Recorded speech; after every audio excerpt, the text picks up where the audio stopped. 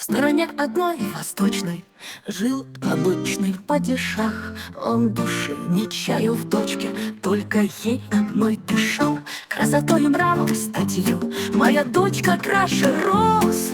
Услыхала, то не кстати, ведьма из страны стрекоз разрывала люд на части. Ведьму, ах ты старый лжец, так познай же все несчастья. Гордый царственный отец, нет на свете краше розы, кроме той, что я в саду укрываю, и не гоже мне перечить украду. Я красу твоей дочурки в этот миг и в этот час. Онемевшая фигурка дочки станет как свеча, с каждым днем сгорать и таять, угасая день за днем, вид цветка приобретая. И хочу сказать о том, что в беде одно спасенье будет у тебя цветок. Чудо-роза, наслажденье моей жизни, лоскуток. Коль сумеет кто похитить эту розу у меня, да принцессе юной нитью волосы вплести средь дня, то спадет чадрой заклятье, дочь твоя заговорит. И дотронулась до платья, на мол падишах узрит. Онемела вмиг девица, побледнела словно тень. Ведьма же успела скрыться, белых лепестков метель унесла из лет колдуньи далеко за горизонт. Лошадь оседлать гнетую падишах велит, но он слишком стар и нет отваги в дальний отправляться путь. Падишах издал бумагу, коль найдется кто-нибудь, кто спасти решится дочку падишаха от беды и похитит тайно ночью розу дивную саду. Ведьма злой, забравшись смело, до царевне принесет. Падишах за это дело дочку замуж выдаст. Вот.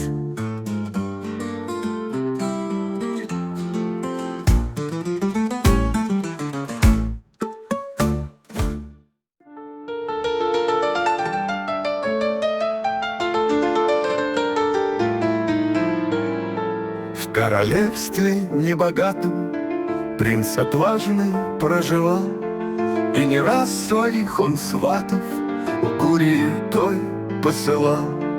Только все они с отказом возвращались каждый раз о царевне синеглазой, привезя ему рассказ. Принц, надежды не теряя, услыхав такую весть, в путь отправился у края леса старого. Он честь защищал свою в сражении, бой с разбойниками вел, а затем без снаряжения, без коня дорогой брел.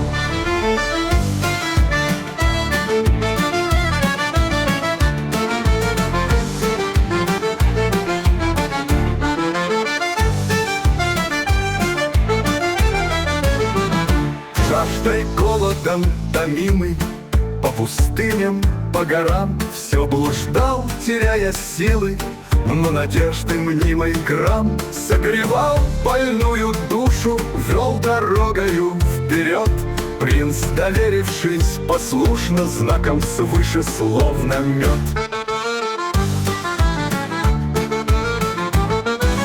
Принимал лишенье доли, все искал, стану стрекоз. Перейдя тюльпанов поле, в сад попал. Себе вопрос задал он, не веря счастьем, явь ли это или сон. Я в стрекоз стране злосчастной оказался.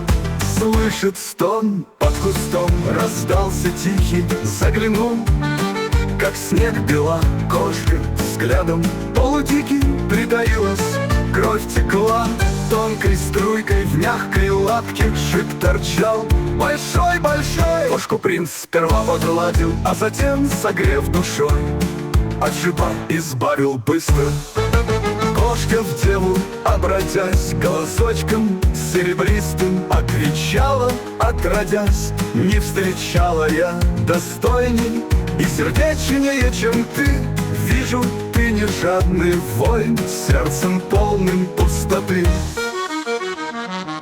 Слышала, ты Ты не случайно в сад наш с матушкой забрел. Знаю, ты не раз в отчаянии побывал. Мой друг орел наблюдал с высот страдания, что ты в жизни перенес, и при этом сострадание проявил ко мне всерьез.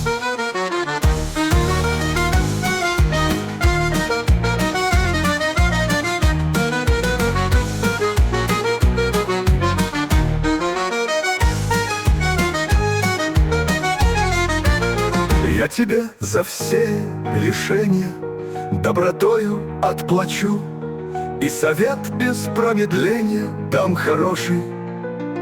Ты к ручью проберись тихонько ночью, в полуночный час цветет роза там для царской дочки. Ты сорви ее, почет. Падишах тебе окажет, всем, чем хочешь, наградит, потому что морок вражий сможешь с девы снять. К груди прижимай царевну смело, в косу розу ей вплетай, и спадет щедрою белой немота с нее. Ступай. Вот и час полночный близк, храбрый принц уже в саду. Он за твогой Василиска, жжет цветок, и как в бреду со всех ног бежать пустился, всю усталость и испуг как рукой сняло, открылся перед взором вид на луг. А за ним, как на ладошке, виден край страны стрекоз. С тебе кошки принц послал. С одной из роз покидал он сад волшебный и владенье ведьмы злой. Сколько дней шел, неизвестно, перенес жару он зной. Слякоть, дождь и лютый холод, все в дороге испытать довелось. За синим долом показались врата, во дворец без промедления принц бежал. Там падишах почернел от горя тенью, стала дочь ее душа.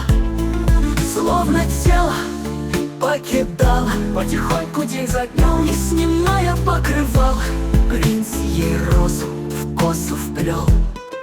Чары ведьмины разрушил в этот миг отважный принц.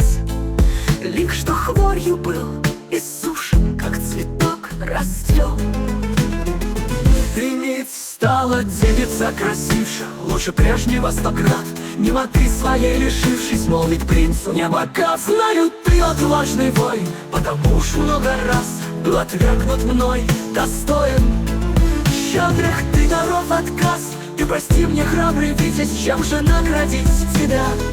Падишах благословите брак с царевною, ведь я только ради глаз царевны в путь пустился вслед за ней. Я готов хоть в пасти лева побывать, хоть в глубине, утопать морской пучиной, жизнь готов я ей отдать.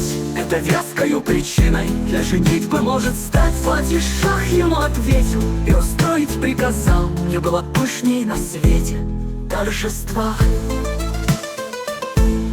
В саду роса укрывала белые розы, распустившийся бутон, а прозрачные стрекозы охраняли ее сон. Роза белая творенье, ведь мы злой теперь в саду, падишаха отражением темных чар цветка роду. Стебель с острыми шипами стал отныне средь листвы, укрывал коварный память о злодействах роковых. В стороне одной восточной сказом полнится земля. Падишах с прекрасной дочкой, ведьма Роза, Кисея, храбрый витязь, дева кошка, чудо-сад в стране стрекоз, роза белая в ладошке, свадьба, пир коварства воров.